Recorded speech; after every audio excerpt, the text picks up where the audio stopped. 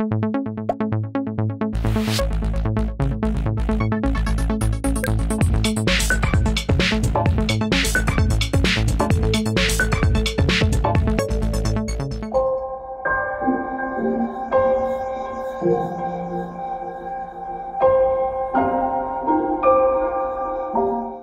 again, I think some of it is the types of programs. So you want something that's going to deepen their faith, that you use, Lectio with and that type of thing. And also that the parents have to really be committed, because it's the parents who are the ones who have to get them there. And especially when they're in 4th and 5th grade. And it varies all over the place, depending on how committed the parents are, if the parents have had a transformation within their own hearts, then they're going to make sure that they're there. And they, will continue to flourish, and then for the youth programs. And even with, some of the kids who in Fargo, when we were lowering the age, some of the 6th and 7th graders would come to me and they say, my parents won't take us to Mass.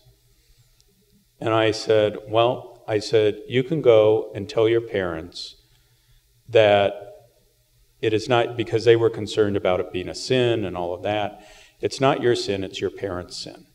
And one day, you can tell them, the bishop said this, you will have to talk to God about that when you die. Because God is the one who judges. And people don't even think about that. But it's important, each Sunday we proclaim in the Creed that we believe in the judgment of the living and the dead. And in this whole thing of do not judge, well, yes, that's true, but we judge every day, and also we believe that we are going to be judged when we die. And Jesus makes that very clear in the Gospels. Everyone is not going to heaven. You cannot state that in light of the Gospel. You can hope everyone does, but with the Gospel, Jesus is clear that there is judgment. And so helping people to, recognize that, but also helping them encounter the joy of the Gospel. And because with many of them, it's either a wound or a hurt or something that prevents them from making sure that their children, are formed in the faith. And and we have to be honest too that there are going to be some people who reject the gospel. Jesus himself experienced that, and he even experienced it with one of the 12. And too often I think that we think, well, if only I did something, it would change the heart of a person. Well, Jesus couldn't even do that, and he was the Son of God.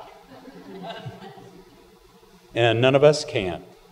We can invite, as Jesus did.